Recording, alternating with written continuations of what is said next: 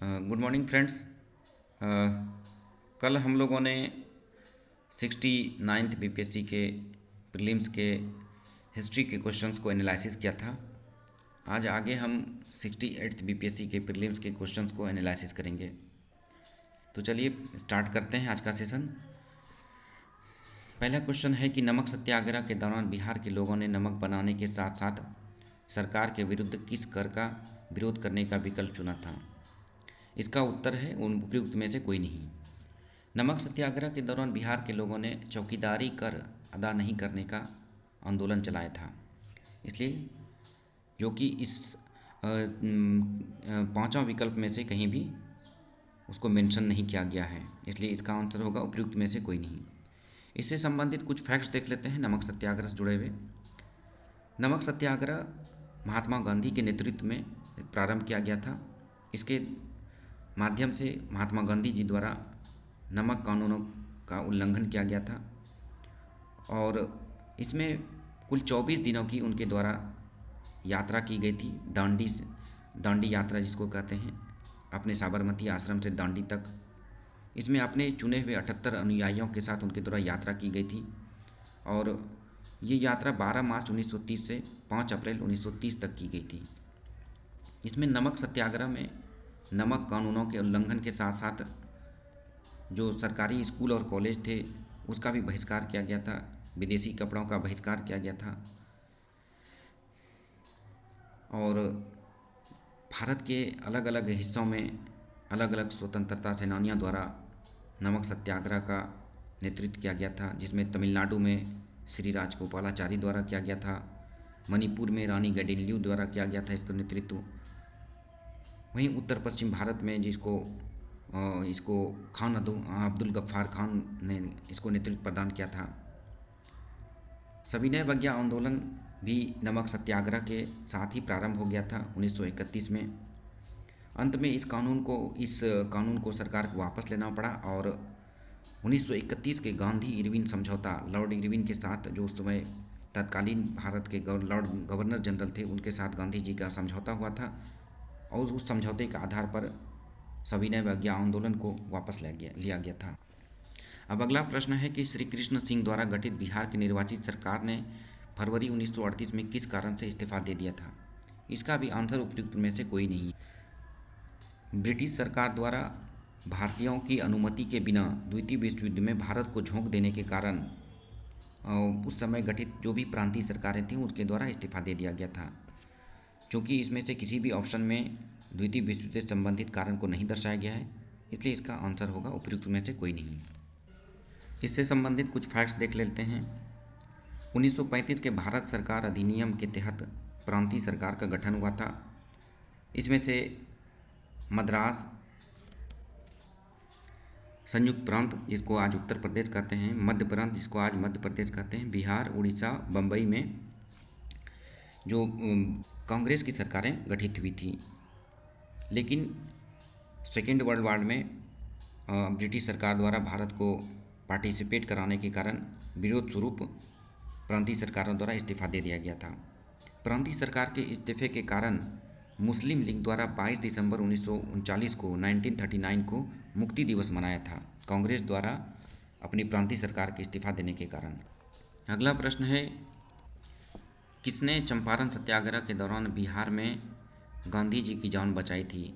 इसका आंसर है बत्तख मियाँ।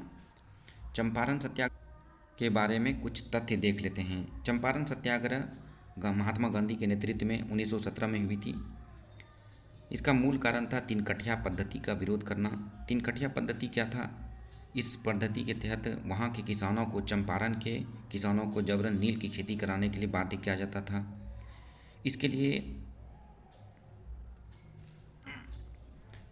राजकुमार शुक्ल नाम के व्यक्ति ने लखनऊ में जाकर गांधी जी से आग्रह किया था कि वो चंपारण सत्याग्रह में आकर के पार्टिसिपेट करें। इसमें महात्मा गांधी जी द्वारा भारत में प्रथम बार सत्याग्रह का आंदोलन चलाया गया था। इससे पूर्व उनके द्वारा दक्षिण अफ्रीका में इस तरह के सत्याग्रह का प्रयोग किया गया था। इसी सत्याग्रह के समय महात्मा गांधी के साथ कुछ बड़े व्यक्तित्व भी जुड़े, जिसमें राजेंद्र प्रसाद, श्री ब्रज किशोर, श्री महादेव देसाई, श्री नरहरि पारिक, श्री JB कृपलानी जैसे स्वतंत्रता सेनानी भी जुड़े। अंततः ब्रिटिश सरकार को इस कानून को, तीन कठिया कानून को वापस लेना पड़ा और किसानों के सहयोग के लिए एक आयोग गठित की गई जिसके सदस्य स्वयं महात्मा गांधी भी थे। इस सत्याग्रह की सफलता पर रविन्द्रनाथ टैगोर ने महात्मा गांधी जी को, जिनका मूल नाम मोहनदास करमचंद गांधी था, महात्मा की उपाधि से प्रदान किया था। अब अगला प्रश्न देखते हैं, असहयोग आंदोलन के दौरान किसने बिहार में किसानों की अगुवाई की थी? इनका उत्तर है स्वामी विद्यानंद। कुछ संबंधित फैक्ट्स देख लेते हैं। बिहार में बिहार किसान सभा का गठन 1929 में 1929 में स्वामी सहजानंद सरस्वती ने किया था और बाद में 1936 में 1936 में लखनऊ में अखिल भारतीय किसान सभा ऑल इंडिया पीजेंट एसोसिएशन की स्थापना और उसकी अध्यक्षता स्वामी सहजानंद सरस्वती ने किया था। स्वामी विद्यानंद भी एक किसान के बहुत बड़े नेता थे बिहार के। असहयोग आंदोलन के से संबंधित कुछ तथ्य देख लेते हैं। इस आंदोलन को 1 अगस्त 1920 को महात्मा गांधी द्वारा प्रारंभ किया गया था। इसके पीछे कारण था रॉलेट एक्ट, जलियांवाला बाग कांड, खिलाफत आंदोलन और अन्य संवैधानिक सुधारों से उत्पन्न असंतोष। इनके पीछे इस आंदोलन के पीछे का बैकग्राउंड था। इस आंदोलन के दौरान महात्मा गांधी जी द्वारा कांग्रेस का पुनर्गठन किया गया। साथ ही साथ उनके द्वारा कुछ रचनात्मक कार्यक्रम और कुछ नकारात्मक कार्यक्रम को प्रारंभ किया गया। रचनात्मक कार्यक्रम में था हिंदू मुस्लिम एकता को बढ़ावा देना, छुआछूत का विरोध करना, और नकारात्मक कार्यक्रम में था कि विदेशी स्कूल कॉलेज, विदेशी कपड़ों का बहिष्कार करना। गांधी जी द्वारा आंदोलन के दौरान ही ब्रिटिश सरकार द्वारा प्रदान किए गए कई उपाधियां, कैसरे हिंद, जुलू युद्ध पदक, बोर पदक, इन सब को उनके द्वारा वापस कर दिया गया था।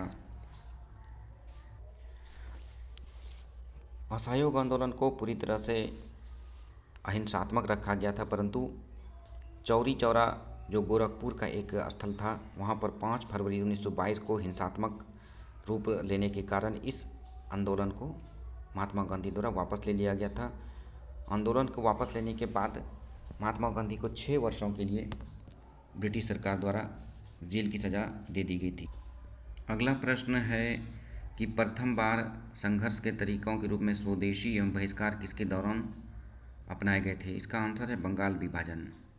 बंगाल विभाजन 1905 में किया गया था ब्रिटिश सरकार के द्वारा, और इसी के विरोध स्वरूप में जो भारत के जो उस समय के तत्कालीन स्वतंत्रता सेनानी थे, उनके द्वारा स्वदेशी एवं बहिष्कार आंदोलन चलाया गया था। इसमें से जो मुख्य स्वतंत्रता सेनानी थे उसमें बाल गंगाधर तिलक, लाला लाजपत राय और अरविंद घोष थे।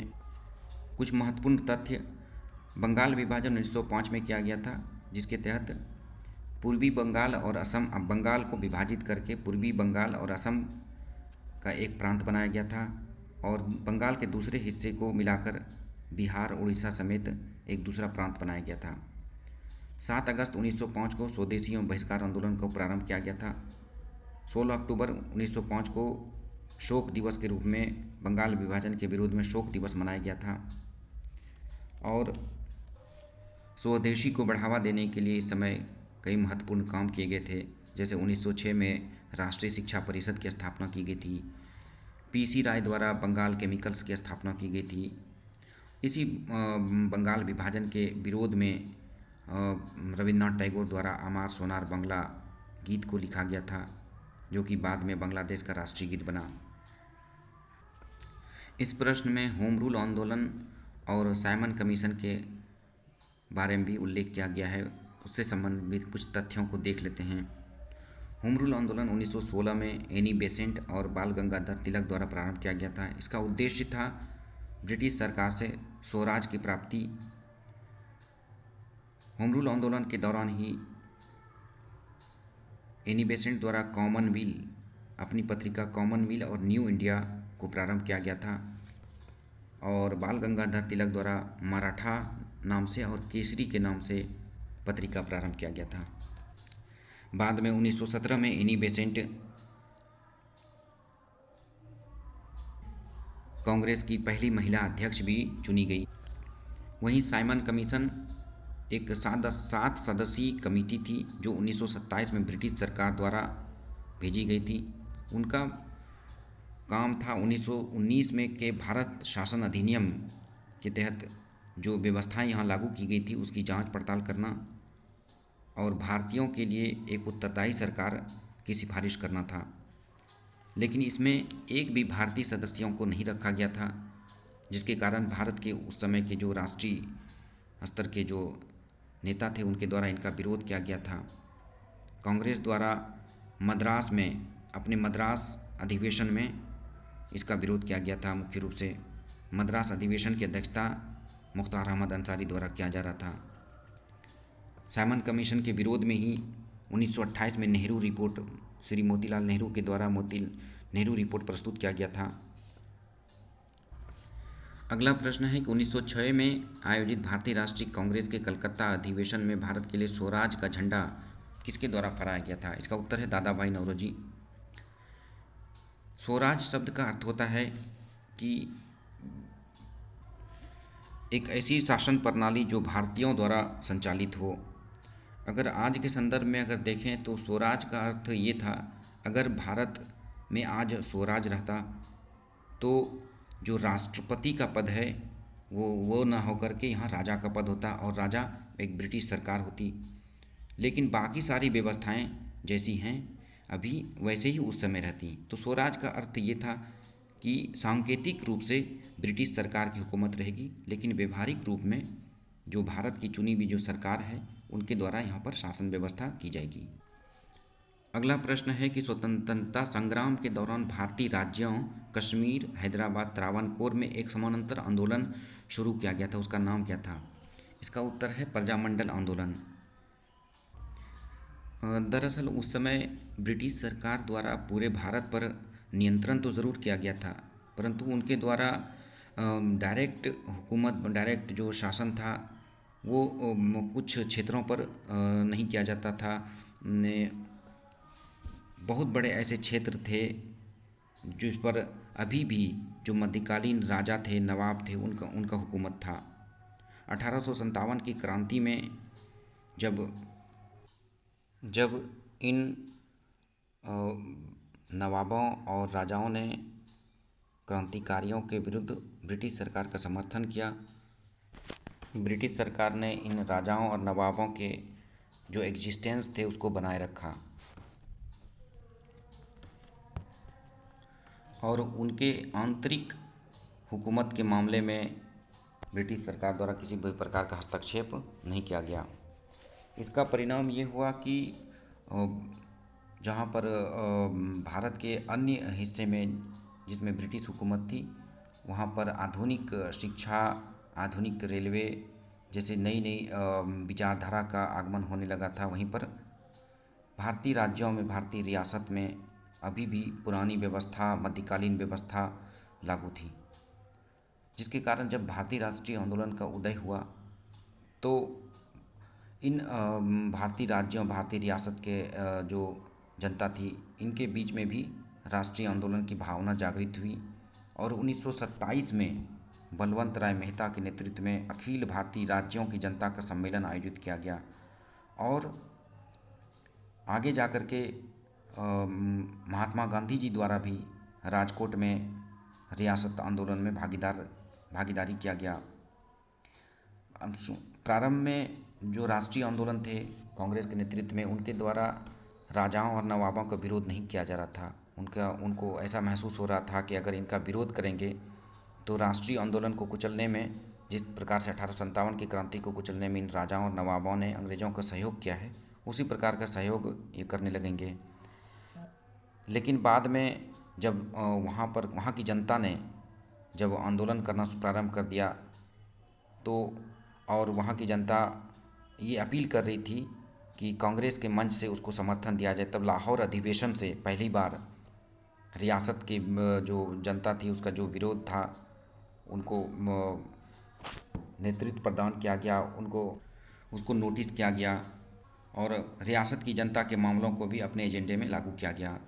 यहाँ तक कि 1939 में 1939 में जवाहरलाल नेहरू द्वारा अखिल भारतीय राज्यों की जनता के सम्मेलन की अध्यक्षता भी की गई थी। अब अगला प्रश्न है कि भारतीय स्वतंत्रता संग्राम के बारे में निम्नलिखित में से कौन सा कथन सही नहीं है। इसमें से तीसरा ऑप्शन जो है, गांधी जी ने अपना पहला प्रमुख सार्वजनिक भाषण बनारस हिंदू विश्वविद्यालय में दिया था, ये गलत है।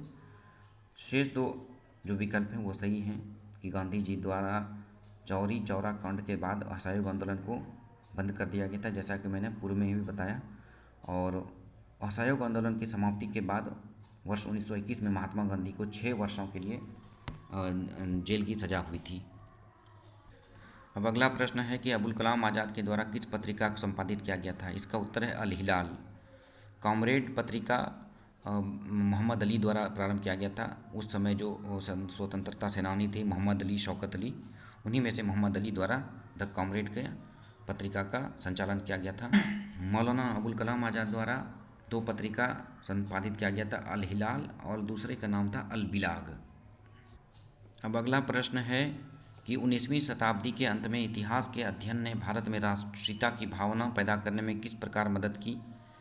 तो इनका उत्तर सभी है सही कि ब्रिटिश शासन के तहत दयनीय स्थितियों को बदलने और संघर्ष करने के लिए लोगों से आग्रह करके, इतिहास की पुनर्व्याख्या करके और अंग्रेज़ों द्वारा भारतीयों को पिछड़ा, आदिम और खुद पर शासन करने में असमर्थ के रूप में विचित्रित करने का खंडन करके और भारत के गौरवशाली अतीत के बारे में लिखकर और लोगों से उनकी उपलब्धियों पर गर्व करने का आग्रह करके।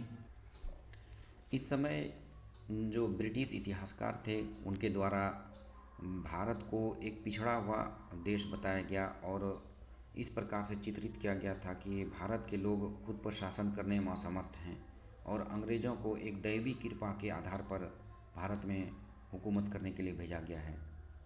इसके प्रत्युत्तर में, इसके विरोध में भारतीयों द्वारा इतिहास लेखन किया गया, जिसमें प्राचीन इतिहास को गौरवान्वित करने के लिए तथ्यों को उद्धृत किया गया, तथ्यों को प्रकट किया, जिससे भारतीयों में एक राष्ट्रवाद की भावना को बढ़ाने में सहयोग मिला। अगला प्रश्न है कि नगरों में असहयोग आंदोलन के संबंध में निम्नलिखित में से कौन से कथन सही नहीं हैं।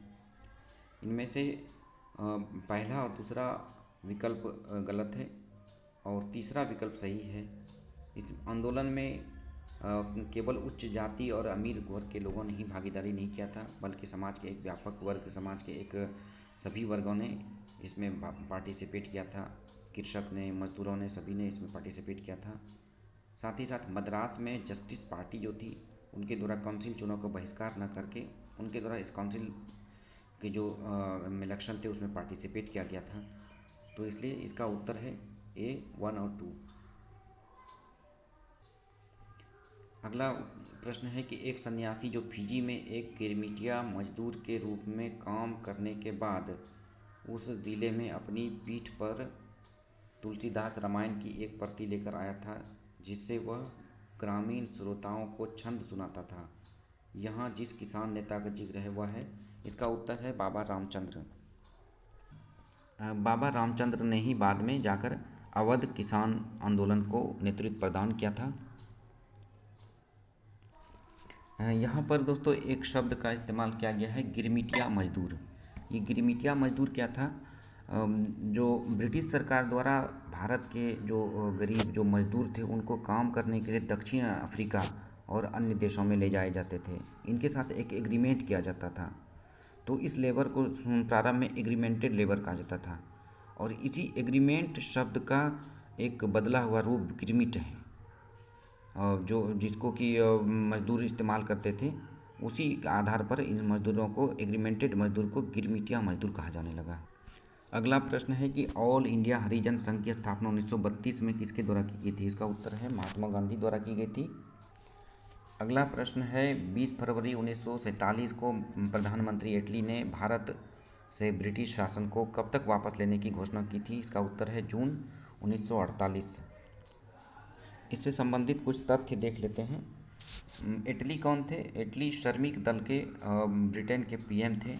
उनके द्वारा 20 फरवरी 1947 को घोषणा की गई थी कि हम जून 48 से पहले भारत को आज़ाद कर देंगे। और इसी उद्देश्य के लिए उनके द्वारा लॉर्ड माउंटबेटन को भारत का गवर्नर जनरल बना करके भेजा गया था, 34वें गवर्नर जनरल के रूप में।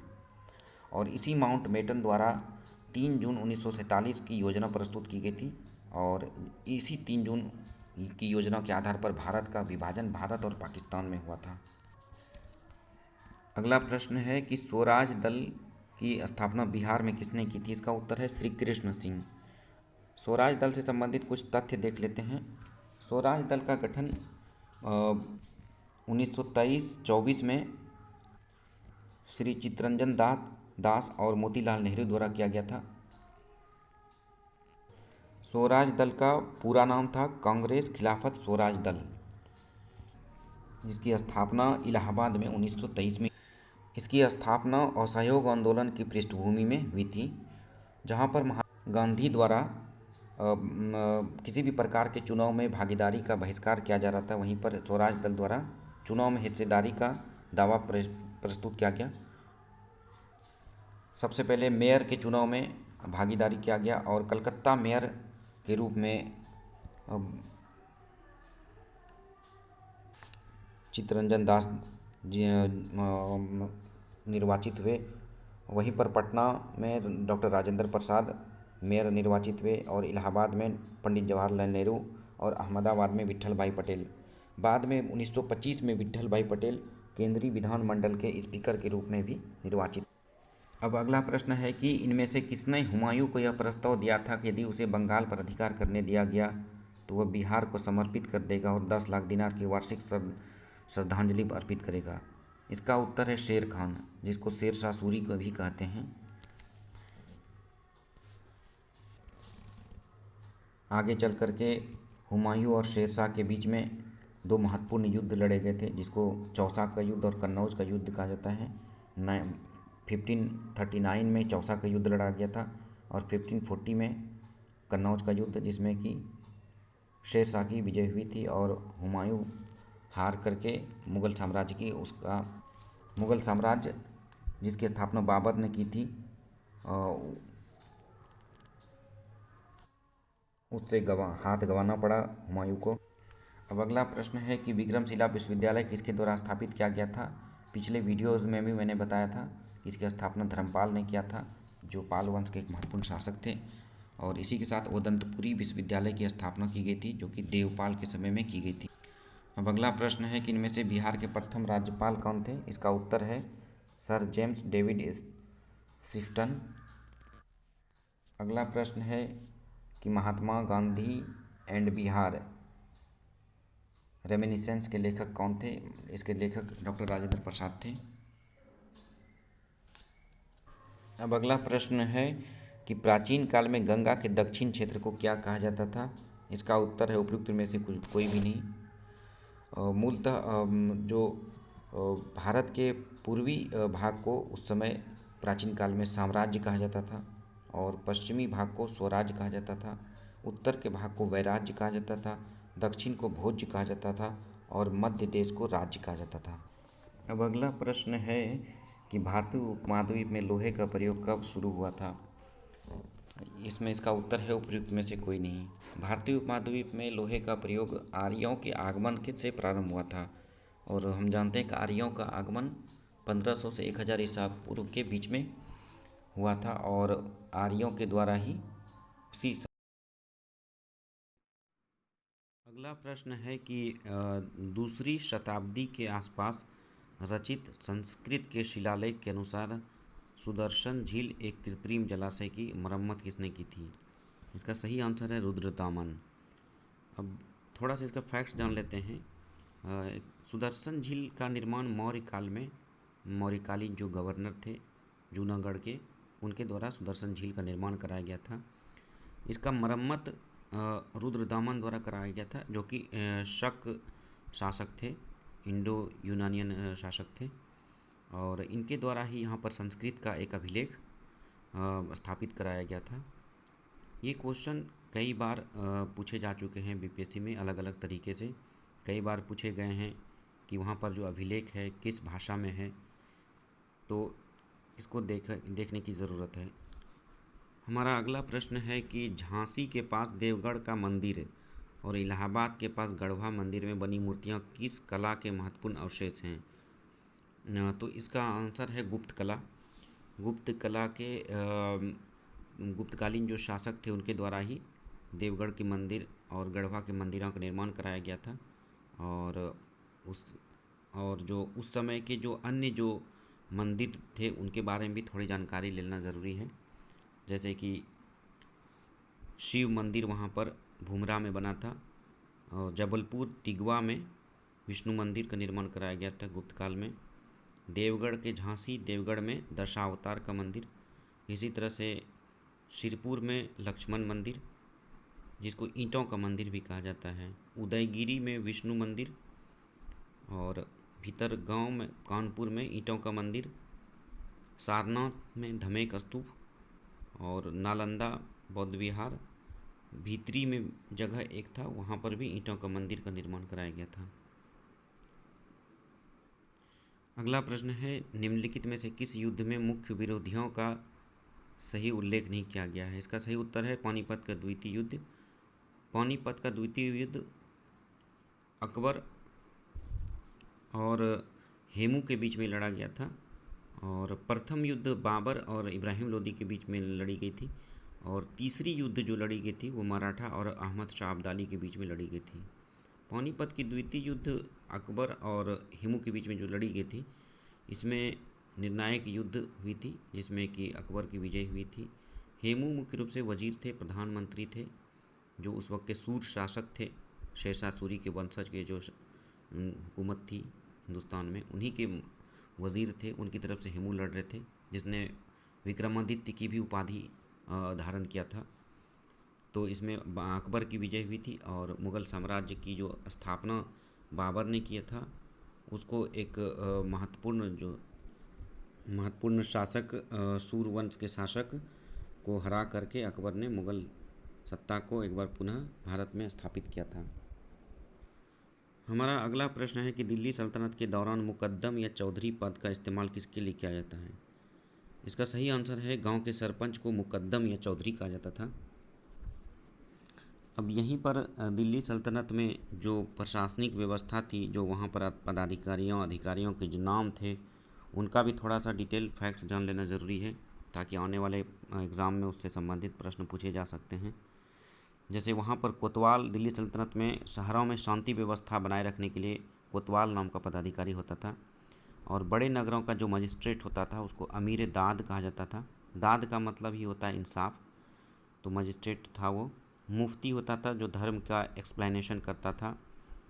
न्याय विभाग को देखता था काजी उल कुजात उसको कहा जाता था, और राजकीय आय को जो संग्रह करता था, उसका पूरा ब्यौरा रखता था, उसको खाजिन कहा जाता था। इसी तरह से सदर धर्म संबंधी कार्यों का प्रमुख था। बरीद मुमालिक ये सूचना एवं गुप्तचर विभाग का प्रधान था।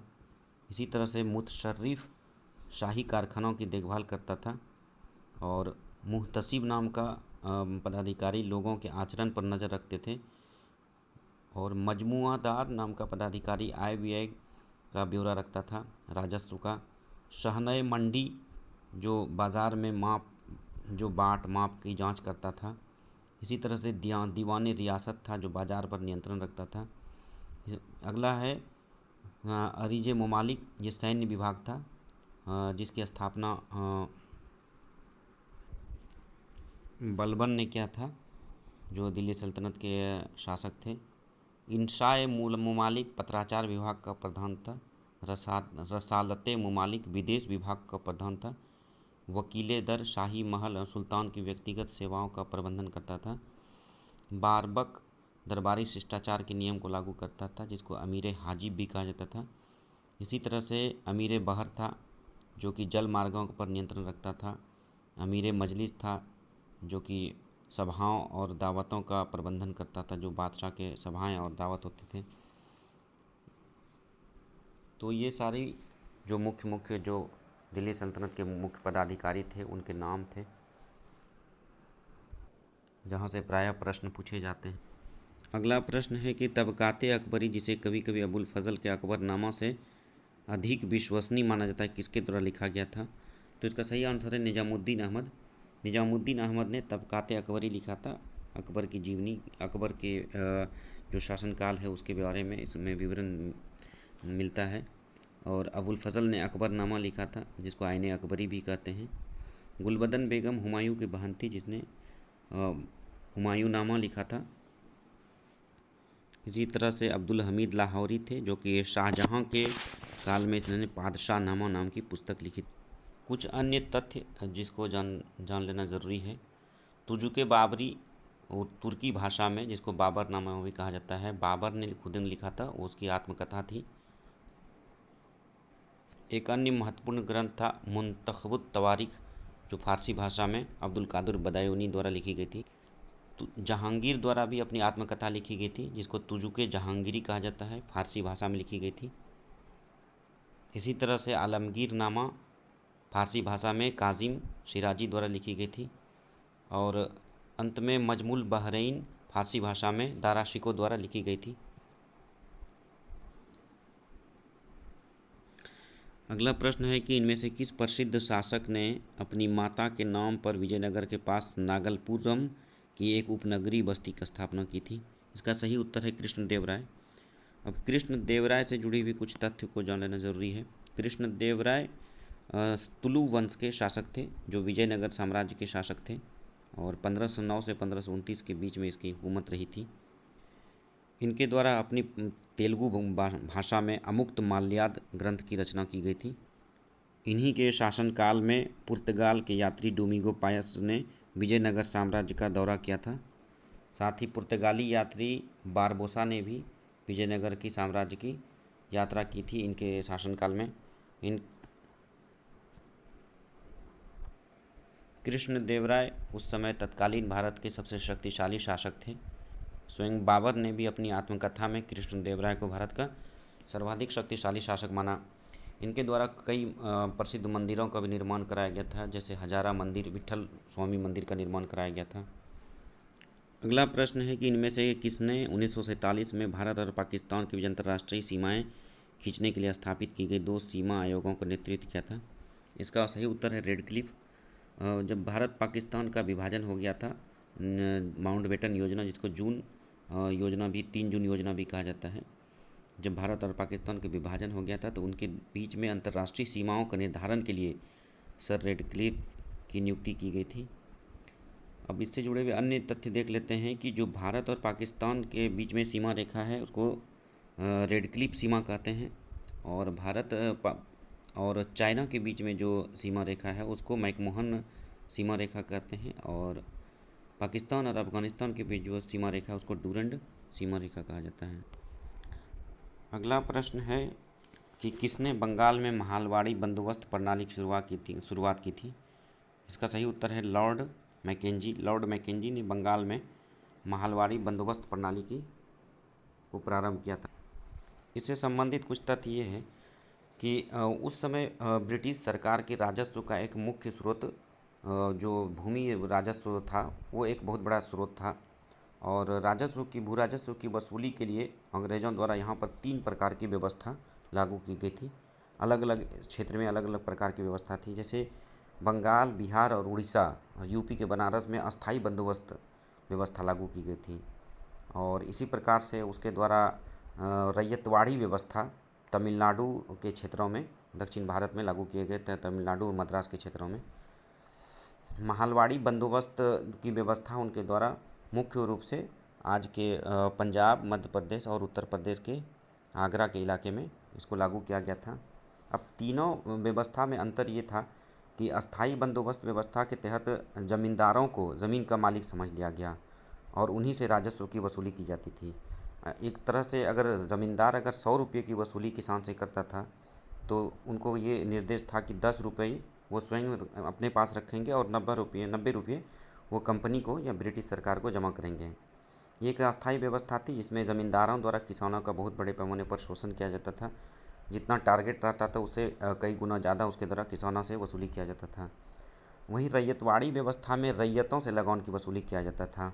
इसमें ज़मींदारों का कोई मध्यस्थ नहीं था, ज़मींदारों का कोई एक ग्रुप इसमें यहाँ पर प्रश्रय नहीं दिया गया था उसको, और लेकिन रैयतवाड़ी व्यवस्था की भी एक समस्या थी कि वहाँ लगान दर काफ़ी ऊंचा रखा गया था।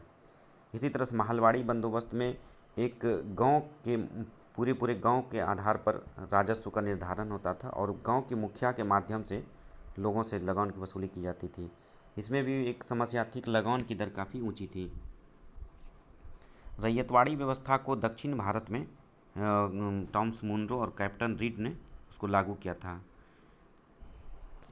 अगला प्रश्न है कि 1940 में विनोबा भावे ने व्यक्तिगत सत्याग्रह कहाँ से प्रारंभ किया था?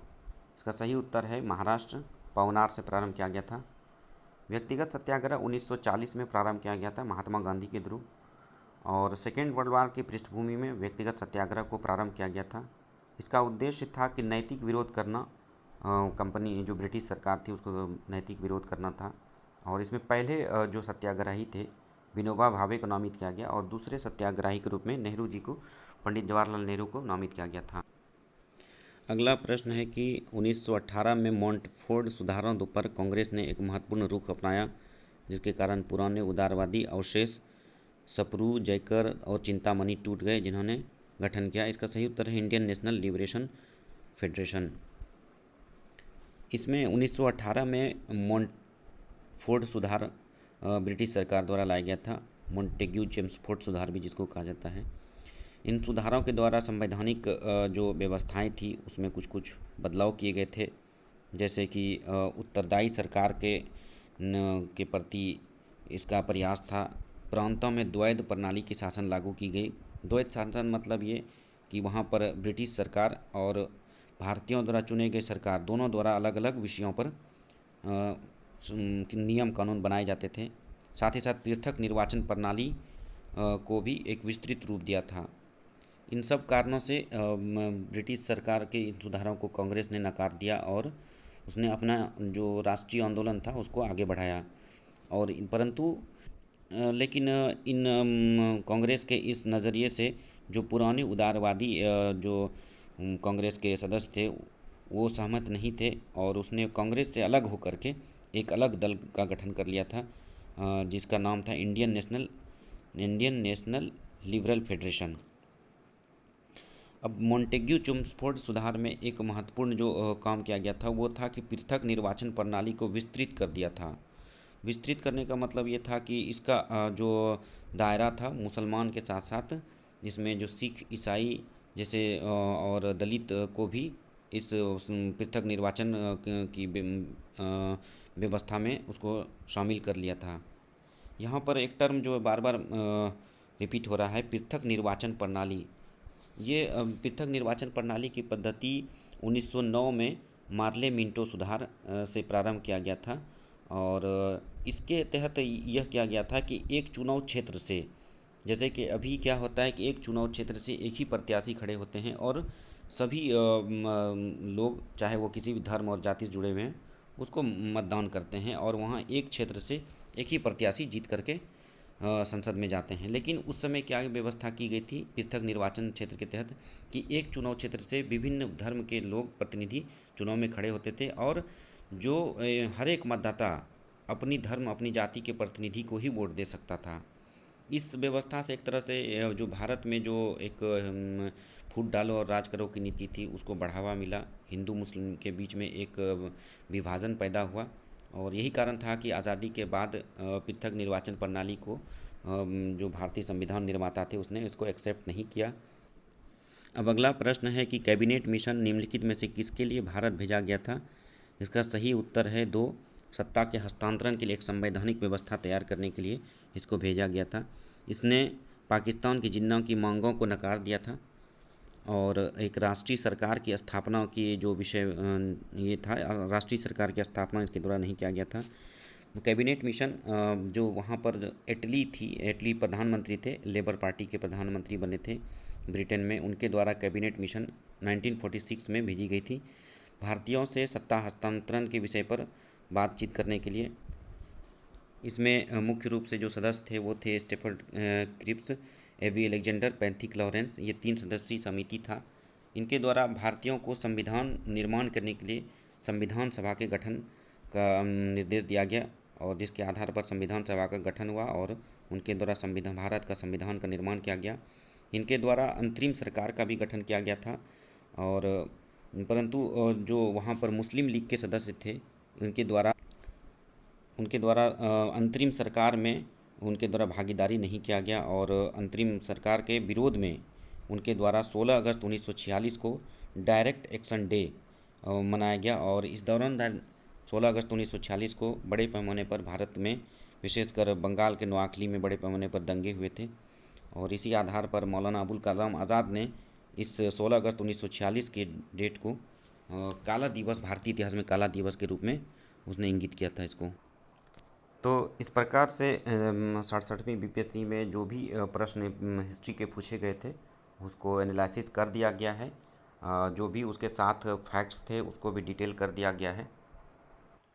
और जिन जिन तथ्यों को इस वीडियोज़ में बताया गया है प्रश्न के अलावा, प्रायः उसी से प्रश्न पूछे जाते हैं बीपीएससी के द्वारा। और उसको बार बार आप सुनेंगे, उसको ध्यान रखेंगे तो आगे जो भी प्रश्न पूछे जाएंगे बीपीएससी के द्वारा उसको आसानी से आप सॉल्व कर सकते हैं। थैंक यू दोस्तों। अब मिलते हैं अगले वीडियोज़ में जो 67वीं बीपीएससी के प्रीलिम्स के हिस्ट्री के क्वेश्चंस के एनालिसिस के साथ।